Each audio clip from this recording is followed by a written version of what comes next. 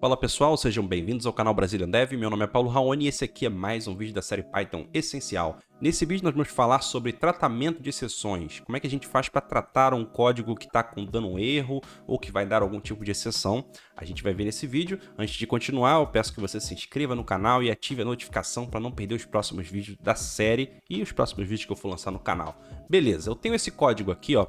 Eu tenho uma variável numerador que vai receber esse input, eu estou transformando ele inteiro, e eu vou fazer essa divisão aqui, né, entre esse numerador e o denominador, né, de uma divisão, e depois eu vou pegar esse resultado. Beleza, isso aqui seria um programa normal, né? Mas caso eu faça uma divisão por zero, então se eu pegar aqui, ó, e executar esse código, olha só, aqui eu vou digitar o numerador, vou colocar, por exemplo, 3, e aí se eu quisesse dividir por qualquer número, tipo 1, 2, 3, eu consigo. Por exemplo, se eu quiser dividir por 2, eu divido normalmente, só que ele não está nem printando na tela, né? Deixa eu só printar aqui, ó, print, colocar aqui resultado, beleza? Agora eu posso printar na tela, mas vejam que ele não deu erro, por enquanto ele não deu erro. Eu vou colocar aqui, ó, 3 e 2. Se eu divido por, o 3 por 2, vai dar 1.5, né? Um ponto flutuante, beleza? Isso é a divisão. A captura que eu estou pegando utilizando um int, né? Que é um typecasting que está sendo feito aqui nesse caso.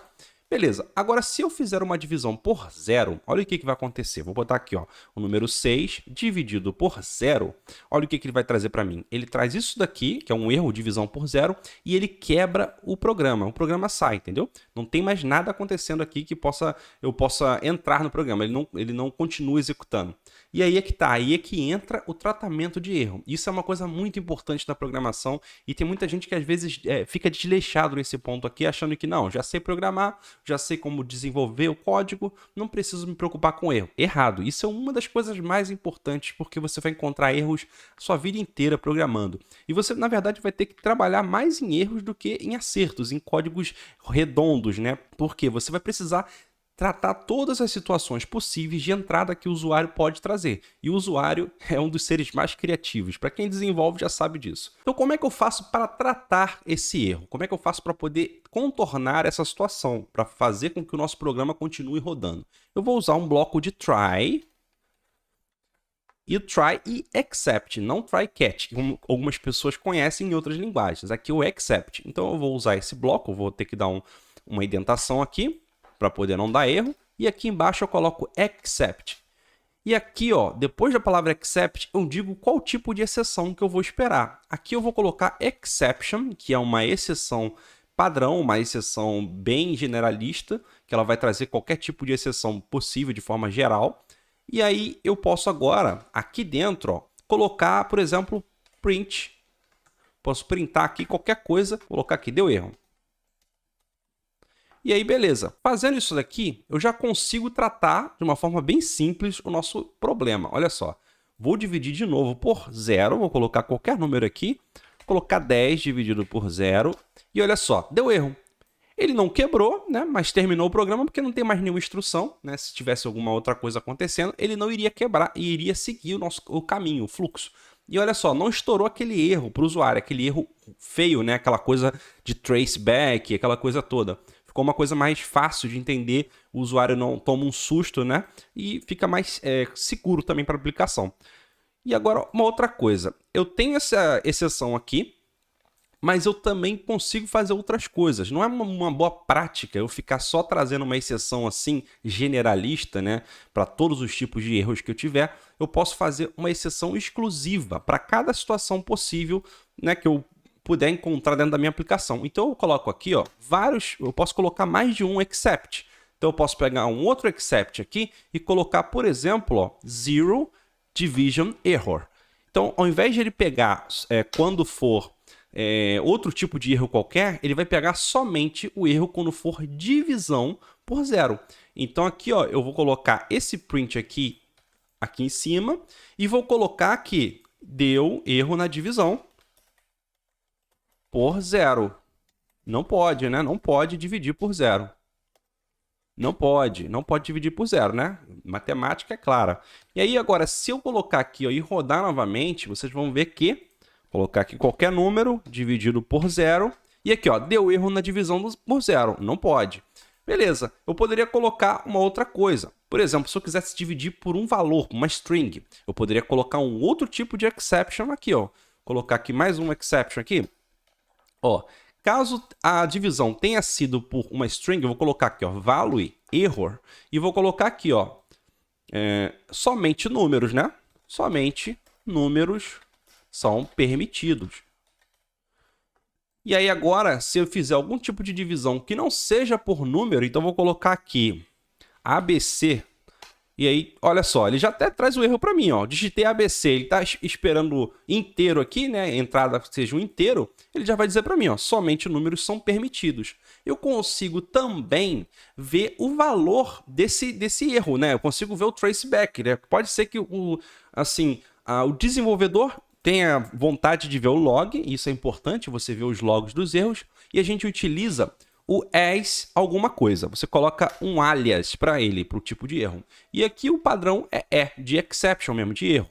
E aí eu coloco esse aqui, e agora eu posso printar esse erro aqui embaixo. Para todos eles eu vou colocar print e agora eu consigo ver o erro que tá acontecendo ali, como um log de erro para quando você estiver desenvolvendo a aplicação. Isso é importante você saber como é que funcionam os logs de erro da sua linguagem de programação. Aqui no Python é assim, você coloca o erro daqui e printa ele. Vamos executar novamente. E agora a gente vai conseguir ver. Primeiro eu vou ver aqui, ó, tentar um ABC de novo, ó. E aí ele traz para mim aqui, ó, invalid literal for int e with base 10.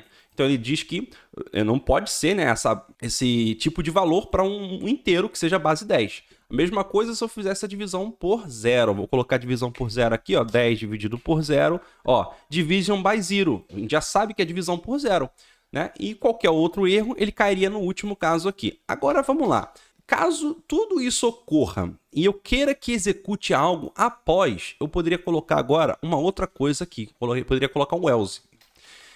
E esse else aqui, digamos que eu queira, ao invés de printar o resultado aqui, eu queira que o resultado vá depois de toda a verificação, caso não tenha estourado nenhum erro, eu coloque o print resultado. Eu faria dessa forma. Então, eu colocaria depois aqui do else e colocaria aqui, ó, print resultado, ao invés de ficar lá em cima, né? E ele só vai acontecer, eu só vou printar esse resultado se ele passar por todos os exceptions e não ocorrer nada. E reparem que, nesse caso aqui, ó, se fosse no JavaScript, isso daqui não poderia ocorrer, né? Porque ele está como se fosse em um outro bloco, né? Esse try aqui é como se fosse um bloco, esse aqui é como se fosse outro, enfim, outro, e o else também seria um outro bloco. Esse resultado não conseguiria ser visível aqui por causa do bloco que ele está, né? Ele foi criado aqui e não conseguiria ser visível aqui. Isso no JavaScript, gente. Eu falo isso porque muita gente do meu canal, nesse canal aqui, veio para cá, começou a assistir esse canal por causa das séries de JavaScript que eu fiz. Então essa série de Python aqui, às vezes acaba confundindo as pessoas e não entendem porque eu falo muito de JavaScript, é porque muita gente que conhece esse canal conhece por causa do JavaScript. É uma das linguagens que é a linguagem, na verdade, que eu mais utilizo no dia a dia. Então, assim, eu sempre faço esse paralelo. Nesse caso aqui, ó, não existe escopo de bloco. Isso aqui seria um escopo de bloco. Não existe, lembra? Nesse caso aqui, a gente tem visibilidade dessa função que foi criada aqui fora também, beleza? E por último, vamos colocar aqui só para a gente testar a nossa aplicação. Vou fazer uma divisão normal aqui, ó, 5 por 5. Vai dar 1, beleza, certinho. E agora, por último, eu poderia colocar uma outra coisa, que depois de tudo executar, se eu quiser que algo seja feito independente de ter erro ou não, eu posso colocar o finally. E o finally faz isso aqui, ó. Ele faz qualquer coisa depois de tudo eu executar aqui. Ele tratou o erro ou não tratou o erro, o finally vai executar. Então eu posso colocar uma mensagem aqui, né? Isso irá executar sempre. Por quê? Porque isso daqui em outras linguagens também é assim, mas porque quer dizer o seguinte, que independente de qualquer coisa que aconteça, eu quero que algo aconteça no final. E é isso que esse finally quer dizer pra gente. Eu vou executar aqui, ó, com um erro, para vocês verem. E aí, ó, colocar aqui divisão por zero mesmo, ó. E aí, ó, vocês vão ver, ó, division by zero, deu erro na divisão por zero, não pode, né, que é a segunda mensagem. E aqui, ó, a última mensagem que eu coloquei, ó, isso irá executar sempre. Se eu fizesse normal, vou botar uma divisão normal aqui, 10 por, sei lá, por 3, ó, deu a divisão normal e isso será executado sempre, isso irá executar sempre, beleza? Então, isso aqui é o tratamento de erro, bem simples mesmo, tá, gente? É uma forma bem simplificada para vocês entenderem como é que funciona o tratamento de erro em Python. E, bom, claro, o céu é o limite, só vocês pegarem a documentação, estudarem, adentrarem mais no conhecimento que vocês vão pegar mais coisas relacionadas a isso aqui. Tratamento de erros é um termo muito extenso e não daria para tratar somente em um vídeo e nem dois. Teria que ter muitos mais vídeos aí para fazer tratamento de erro, enfim. Mas é isso, pessoal. Espero que tenham gostado desse vídeo. Não esqueçam de se inscrever, deixar um like, um comentário aí embaixo também, caso tenha gostado, beleza? E eu vejo vocês no próximo vídeo da série e nos próximos vídeos do canal. Valeu, fui!